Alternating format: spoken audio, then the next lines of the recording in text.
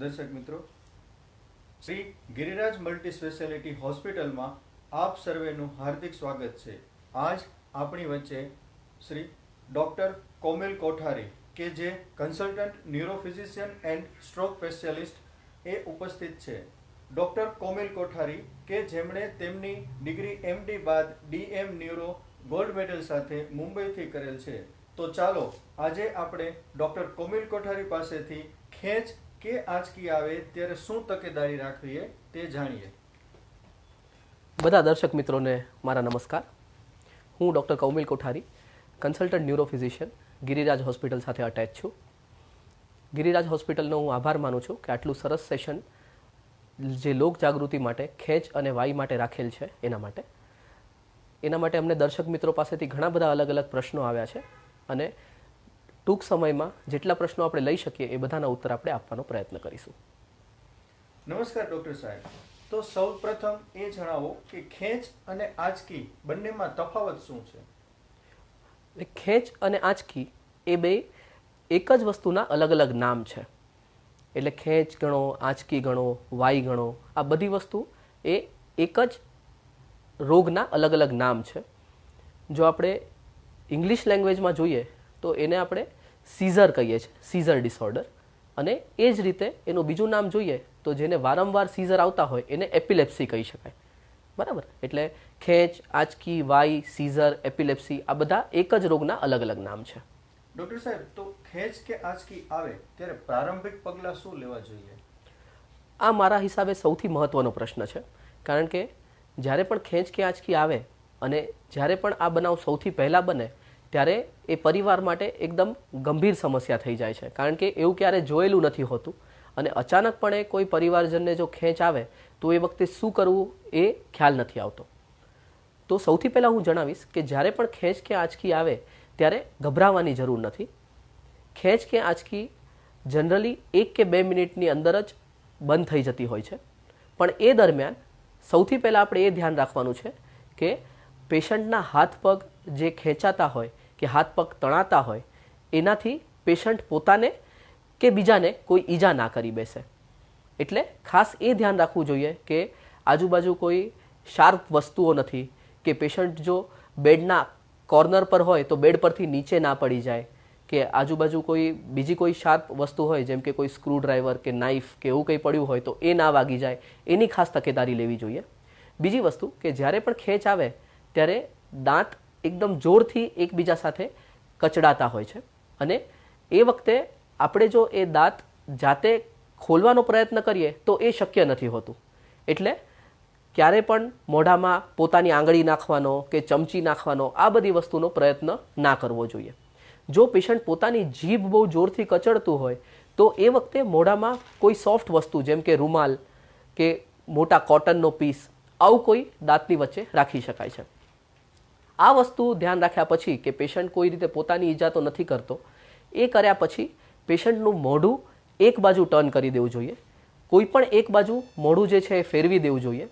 કારણ કે જ્યારે પણ ખેંચ આવે ત્યારે પોતાનું જે સલાઈવા છે કે થૂક છે એ અન્નનળીની જગ્યાએ શ્વાસનળીમાં જવાની બીક હોય છે. એટલે જો મોઢું એક બાજુ આપણે કરી દઈએ તો એ બધું જે થૂક જે ભેગું થયું હોય એ બધું મોઢાની બહાર આવી જશે અને પેશન્ટનો શ્વાસ રૂંધાવાની પણ શક્યતા ઓછી રહેશે. આટલું કર્યા પછી, આટલી તકેદારી લીધા પછી અને જો 2 થી 3 મિનિટમાં ખેંચ પૂરી થઈ જાય તો ત્યારે જનરલી પેશન્ટ છે એ બેભાન રહેતા હોય છે અને એ સમયે બીજું કોઈ કરવાની જરૂર નથી હોતી અને બીજા 10 થી 15 મિનિટમાં કે અડધો કલાકમાં પેશન્ટ પાછા ભાનમાં આવી જતા હોય છે અને એ સમયે હોસ્પિટલની મુલાકાત લેવી જરૂરી છે. બીજી એક ખાસ વસ્તુ કહેવા માંગીશ કે ઘણા બધા તમને વસ્તુઓ ખ્યાલ હશે કે કાંદો સૂંઘાડવામાં આવે છે, કે ચાવી સૂંઘાડવામાં આવે છે, કે ધૂળ હાથમાં લઈને નાક પાસે મૂકવામાં આવે છે. તો આ બધી વસ્તુ કરવાથી ક્યારેય ખેંચ કે આંચકી રોકાવાની નથી અને આ બધી વસ્તુ કરવામાં જો તમે ધૂળ જેવી કોઈ વસ્તુ તમે નાક પાસે લઈ જાઓ અને પેશન્ટ જોરથી શ્વાસ લેતો હોય તો એ ફેફસામાં જવાની શક્યતા રહે છે. એટલે આવી કોઈ જ વસ્તુ કરવી ટાળવી. ડૉક્ટર સાહેબ, ખેંચ કે આંચકી આવવાનું મુખ્ય કારણ શું છે? પહેલાં તો ખેંચ કે આંચકી શું છે એ આપણે સમજવાની જરૂર છે. હવે ખેંચ કે આંચકી છે એ મગજમાં એક પ્રકારનું વીજ પ્રવાહનું વહન વધારે પડતું થાય છે કે જેને આપણે શોર્ટ સર્કિટ કહી શકાય. બરાબર. હવે શોર્ટ સર્કિટ બ્રેનમાં થવાના મુખ્ય કારણ જોઈએ તો મગજમાં કોઈ પણ પ્રકારનો સોજો હોય કે મગજમાં પહેલાં કોઈ ડેમેજ થયું હોય જેના કારણે ત્યાંથી ખેંચનું ઉત્પન્ન થતું હોય એ એના કારણ હોય છે. પણ ઘણી બધી વાર આપણે જોઈએ તો એ જે આ શોર્ટ સર્કિટ થવાનું કારણ છે એ એકદમ માઇક્રો કારણ હોય છે, એટલે સૂક્ષ્મ કારણ હોય છે, જેમાં આપણે MRI કરાવીએ કે બીજા બધા રિપોર્ટ્સ કરાવીએ એ બધા નોર્મલ આવતા હોય છે. એટલે દર વખતે ખેંચ કે આંચકીનું કોઈ ચોક્કસ કારણ આપણે નથી પકડી શકતા, પણ જો MRIમાં એવું બતાવે કે થોડો મગજમાં સોજો છે કે પહેલાં ક્યાંયનો મગજનો ડેમેજ છે તો એના કારણે આંચકી આવી શકે છે. ડૉક્ટર સાહેબ, આ આંચકી કે ખેંચ એ વારસાગત રોગ છે? આ પણ બહુ મહત્વનો સવાલ છે, કારણ કે ખેંચ કે આંચકી એ જે લોકો લગ્નની ઉંમરના હોય એ લોકોમાં ઘણીવાર ખેંચ કે આંચકી આવતી હોય છે. અને લગ્ન પહેલાં આ પ્રશ્ન બહુ જ મહત્વનો થઈ જાય છે કે હવે આમને ખેંચ આવે છે તો એમના લગ્ન કરી શકાશે કે નહીં. તો એ જાણવું બહુ જરૂરી છે કે ઓવરઓલ ખેંચ કે આંચકી વારસાગત હોવાનો જે ચાન્સ છે એ બહુ જ ઓછો છે. કે આપણે જો પર્સન્ટેજ ટર્મ્સમાં જોઈએ તો 5%થી ઓછો એવો ચાન્સ છે કે ખેંચ કે આંચકી વારસાગત હોઈ શકે છે. અને જો એ વારસાગત હોય તો પણ એવું નથી કે વારસાગત હોવાના કારણે એને દવાથી કંટ્રોલ નથી કરી શકાતી. એટલે એવું નથી કે વારસાગત ખેંચ કે આંચકી હોય તો એને કંટ્રોલ નથી કરી શકાતી. એ બીજી ખેંચ કે આંચકી જેવું જ હોય છે અને એને પણ દવા ગોળીથી કંટ્રોલ કરી શકાય છે. ડૉક્ટર સાહેબ, આ ખેંચ કે આંચકી બાળકોમાં વધારે આવે છે, તેનું કારણ શું? અને બાળકને વધારે આવતી હોય તો શું તકેદારી રાખવી? ખેંચ કે આંચકી નહીં કોમન હોય છે, કારણ કે આપણે જોઈએ તો ઓવરઓલ વાયરલ ઇલનેસીસ જેમ કે શરદી ખાંસી થવી કે ઝાડા થવા કે તાવ આવવો, આ બધા રોગ બાળકોમાં ઘણા વધારે થતા હોય છે, કારણ કે એમની ઇમ્યુનિટી ઓછી હોય છે, એમની જે રોગ પ્રતિકારક શક્તિ છે એ ઓછી હોય છે. એટલે આ તાવ આવવાના કારણે બાળકોમાં આંચકીનું પ્રમાણ ઘણું વધારે હોય છે. આના સિવાય જે આપણે વારસાગત બીમારીની વાત કરી તો વારસાગત બીમારીનું પણ પ્રમાણ છે એ બાળકોમાં મોટાઓ કરતાં વધારે હોય છે. એટલે ખેંચ કે આંચકી છે એ બાળકોમાં થોડી વધારે આવે છે.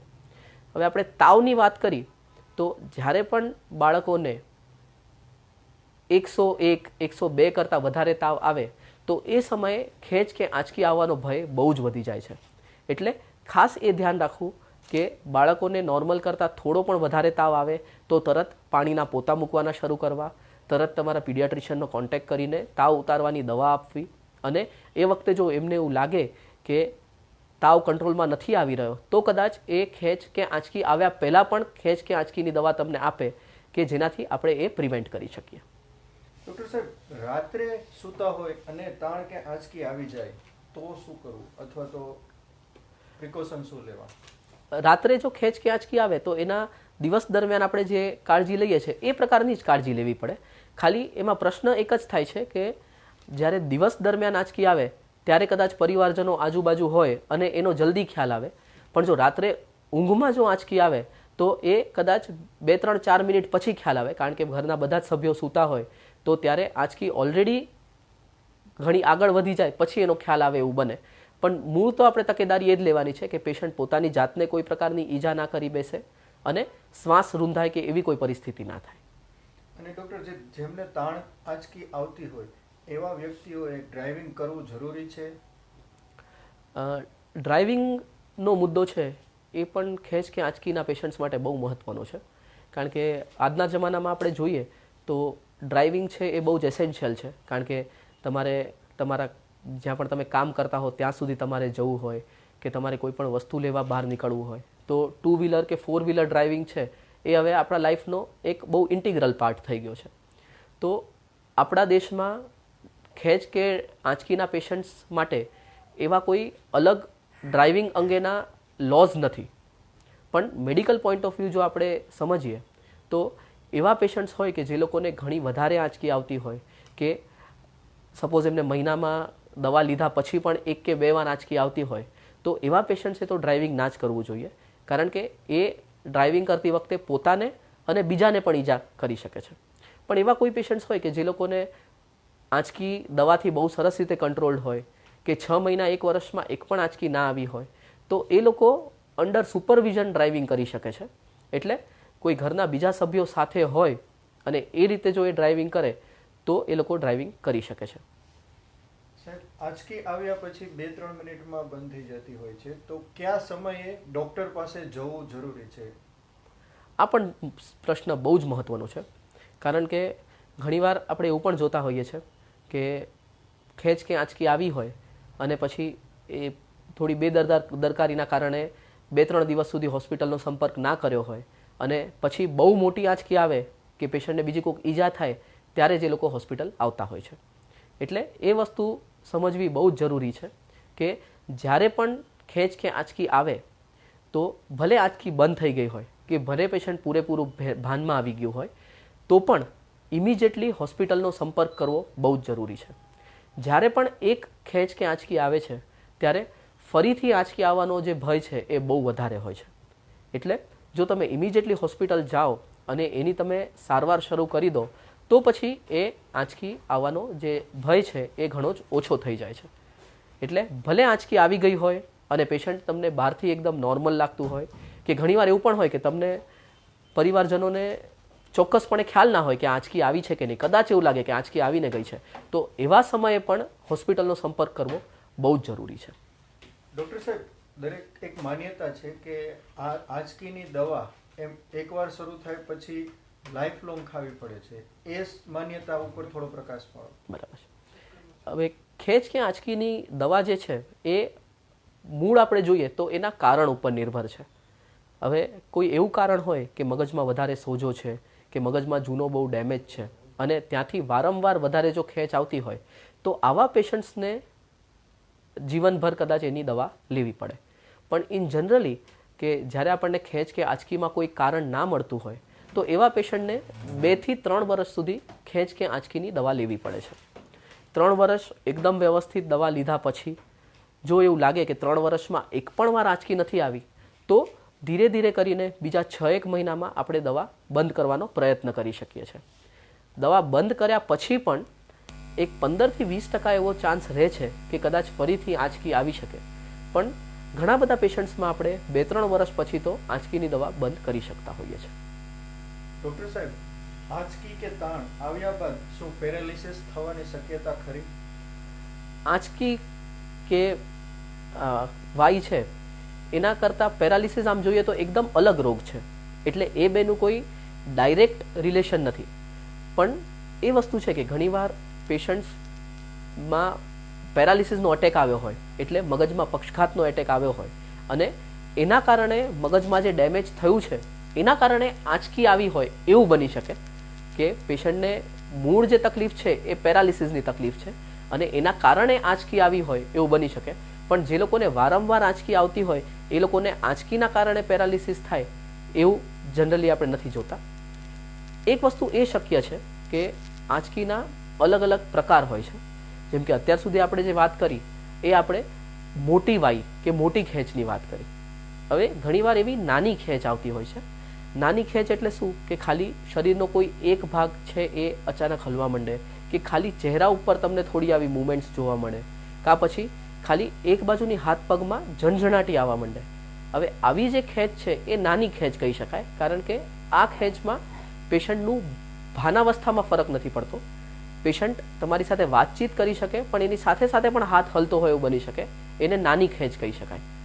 હવે જ્યારે પણ નાની ખેંચ લાંબા સમય માટે આવે તો એ લાંબા સમય માટે નાની ખેંચ આવ્યાના કારણે થોડા સમય માટે હાથમાંથી કે પગમાંથી તાકાત ઓછી થઈ હોય એવું બને, જે આપણને પક્ષઘાત થયો છે એવું આપણને કદાચ લાગે, પણ એ એકચ્યુઅલી પક્ષઘાતનો એટેક નથી.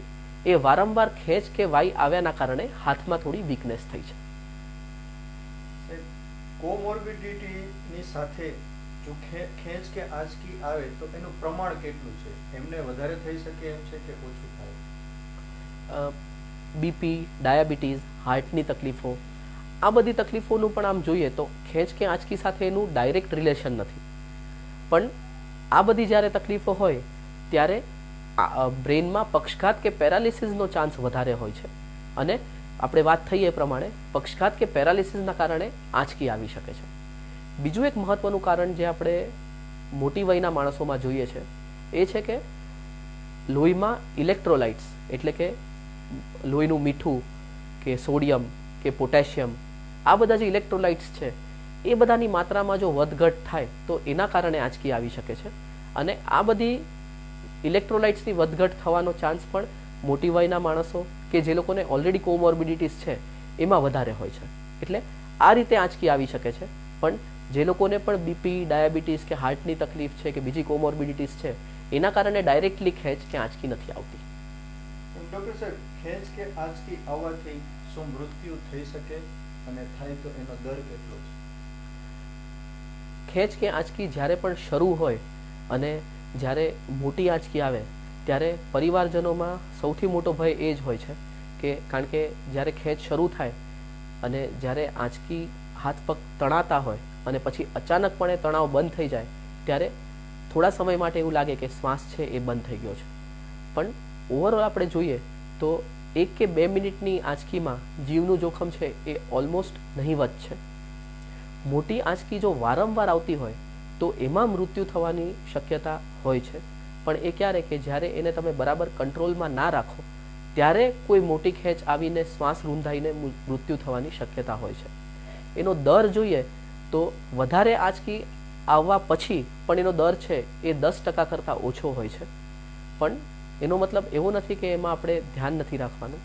જ્યારે પણ ખેંચ કે આંચકી આવે ત્યારે એનું સમયસર નિદાન અને એની સચોટ સારવાર એ ખૂબ મહત્વની છે. સાથે સાથે સ્ત્રીઓ કે જેમને વારંવાર રસોડામાં જવાનું થતું હોય છે અને એમને કોઈને પણ આ તકલીફ હોય તો એમાં એમને શું તકેદારી રાખવી જોઈએ? આ પણ એક બહુ સરસ સવાલ છે કે સ્ત્રીઓએ ખાસ ખેંચ કે આંચકીમાં શું ધ્યાન રાખવું જોઈએ. હવે ખેંચ કે આંચકીનું પ્રમાણ આમ જોઈએ તો સ્ત્રી કે પુરુષ એમાં એટલો ફરક નથી હોતો, એમાં પ્રમાણ સેમ જ હોય છે. પણ સ્ત્રીઓમાં 2-3 વસ્તુ જે મહત્વની છે એ પહેલી વસ્તુ કે જેમ હેમંતભાઈ આપણને કીધું કે જો જે લોકોએ વારંવાર રસોડામાં જવાનું હોય તો જો એ લોકોને સ્ત્રીઓમાં એવો કોઈને તકલીફ હોય કે જેમને વારંવાર આંચકી આવતી હોય તો એમણે ઓપન ફ્લેમ એટલે જ્યારે પણ ગેસની આજુબાજુ કામ ચાલતું હોય તો એમણે એનો ડાયરેક્ટ કોન્ટેક્ટ બને એટલો અવોઇડ કરવો જોઈએ.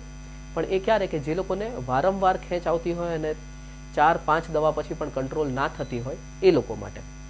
એના સિવાય જે એનાથી પણ મહત્વનો મુદ્દો છે મારા હિસાબે એ છે કે જ્યારે પણ કોઈ સ્ત્રીને આંચકી આવતી હોય અને એ લોકો જો બાળકનું પ્લાનિંગ કરતા હોય કે પ્રેગ્નન્સીનું પ્લાનિંગ કરતા હોય ત્યારે એ ડિસ્કશન તમારા ન્યુરોલોજિસ્ટ સાથે કરવું બહુ જરૂરી છે. કારણ કે ખેંચ અને આંચકીની જે દવાઓ છે એ જે વધતું બાળક છે એના ઉપર એની અસર થતી હોય છે. એટલે જ્યારે પણ પ્રેગ્નન્સીનું કે બાળકનું પ્લાનિંગ કરતા હોઈએ તો એ પ્લાનિંગ વખતે જ જો તમે તમારા ન્યુરોફિઝિશિયનને તમે જણાવો તો એ પ્રમાણેની દવામાં ફેરફાર કરી શકાય છે કે જેનાથી બાળક ઉપર એની અસર ના થાય. અને ઇનકેસ તમે એનું ડિસ્કશન ના કર્યું હોય અને કોઈ પણ સ્ત્રીને જેને આંચકીની દવા ચાલતી હોય અને જો એ પ્રેગ્નન્સી રહી હોય તો ઇમિડિયેટલી ન્યુરોલોજિસ્ટનો કોન્ટેક્ટ કરવો જોઈએ કે જેનાથી ત્યારે દવામાં ફેરફાર કરી શકાય. અંતે સાહેબ, આંચકી આવ્યા બાદ ખાવા પીવામાં શું તકેદારી રાખવી અને બીજું કસરત કરવાની હોય તો કઈ પ્રકારની કસરત કરવી જોઈએ? ઓવરઓલ ખેંચ કે આંચકી અને ખાવા પીવાનું એનું કોઈ એવી ખાવા પીવાની વસ્તુઓ નથી કે જે ખાટો પદાર્થ ખાઓ તો આંચકી આવી જાય કે કોઈ આથાવાળી વસ્તુ ખાઓ તો આંચકી આવી જાય. આ બધી છે, આ બધી ગેરમાન્યતાઓ છે કે એનાથી ક્યારેય આંચકી આવતી નથી. ખાવા પીવામાં જો ધ્યાન રાખવા જેવી વસ્તુ હોય તો એ ધ્યાન રાખવાનું છે કે કોઈ પણ ખેંચ કે આંચકીના પેશન્ટને સમયસર ભોજન લેવું બહુ જરૂરી છે. જો લાંબા સમય સુધી ભોજન ના લઈએ અને એકાદ મીલ જો સ્કીપ થઈ જાય તો એવા કેસીસમાં આંચકી આવવાનો ભય વધી જાય છે. પણ એની સાથે સાથે જ જો ખેંચ કે આંચકીની દવા છે એ આપણે જે પ્રમાણે વાત કરી કે ઘણો લાંબો સમય માટે દવા ચાલતી હોય છે એટલે આવા પેશન્ટ્સને રેગ્યુલર હેલ્ધી ફૂડ ખાવું બહુ જરૂરી છે. કારણ કે તમે બહારથી દવા લો છો એટલે એના કારણે વિટામિન ડેફિશિયન્સી અને શરીરમાં બીજા બધા કેમિકલ્સનું ઇમ્બેલેન્સ એ થવાની શક્યતા હોય છે. એટલે ઓવરઓલ હેલ્ધી ફૂડ ખાવું, જેટલું બને એટલું ફ્રેશ ખાવાનું ખાવું, ડ્રાય ફ્રૂટ્સ, ગ્રીન વેજીટેબલ્સ એટલે લીલા શાકભાજી, આ બધાનું સેવન જેટલું બને એટલું વધારે કરવું. કસરતની વાત કરીએ તો નોર્મલ યોગા, મેડિટેશન એ બધા, સવારે વોકિંગ, આ બધું કરવાથી ખેંચમાં ફાયદો થાય છે. એટલે રેગ્યુલર કસરત કરવી એ બહુ જ જરૂરી છે. ડૉક્ટર સાહેબ, ઘણી વખત ખેંચ કે આંચકી વખતે ડુંગળી સૂંઘાડવી, ચપ્પલ સૂંઘાડવું એ બધા દેશી ઉપચાર હોય છે. એ જરૂરી છે કે નહીં, અને એ કરવાથી શું નુકસાન થઈ શકે? આપણે પહેલાં પણ એની વાત કરી કે એ આ ચપ્પલ સૂંઘાડવા કે ડુંગળી સૂંઘાડવી કે ચાવી ઘસવી કે આ બધી છે એ સંપૂર્ણપણે ગેરમાન્યતાઓ છે. કે ઘણીવાર એવું લાગતું હોય કે ડુંગળી સૂંઘાડીને ખેંચ બંધ થઈ ગઈ, પણ મેં તમને કીધું એ પ્રમાણે ખેંચ એ સચ 2 મિનિટમાં બંધ થઈ જતી હોય છે. એટલે એ ડુંગળી સૂંઘાડવાથી બંધ થવા કરતાં એ ખેંચ આપોઆપ બંધ થઈ જવાની ગઈ હોય એવી શક્યતા ઘણી વધારે છે. એમાં આવું કરવાથી બીજી કોઈ આડઅસર થવાની શક્યતા નથી, પણ જો તમે ચપ્પલ સૂંઘાડો અને ચપ્પલ ઉપર ધૂળ કે કચરો હોય, હવે જ્યારે ઊંડો શ્વાસ ખેંચનું દર્દી લે અને એ ફેફસામાં જતું રહે તો પછી એના કારણે ન્યુમોનિયા થવાની શક્યતા રહે છે. હવે કાંદો જ્યારે સૂંઘાડતા હો, કાંદાનો કોઈ ઉપરનો છોતરું કે કંઈ હોય કે જે નાકમાં જતું રહે અને એના કારણે જો ફેફસામાં જતું રહે તો આ બધી વસ્તુના કારણે તકલીફ થવાની શક્યતા હોય છે. એ કાંદાની સ્મેલ છે બહુ જ ઇરિટેટિંગ છે. હવે એ ઇરિટન્ટ સ્મેલના કારણે જો શ્વાસનળી જે ખુલ્લી હોય અને એકદમ સ્ટ્રોંગ સ્મેલ આવે અને શ્વાસનળી અચાનકપણે બંધ થાય તો એમાં શ્વાસ રૂંધાઈ શકે છે. એટલે આ બધી વસ્તુનો ખાસ કાળજી લેવી જોઈએ. ધન્યવાદ ડૉક્ટર કોમિલ સાહેબ. દર્શક મિત્રોના બધા સવાલોના તમે ખૂબ સારી રીતે ઉત્તર આપ્યા, એ બદલ ગિરિરાજ ફેમિલી આપનો આભાર વ્યક્ત કરું. Thank you very much.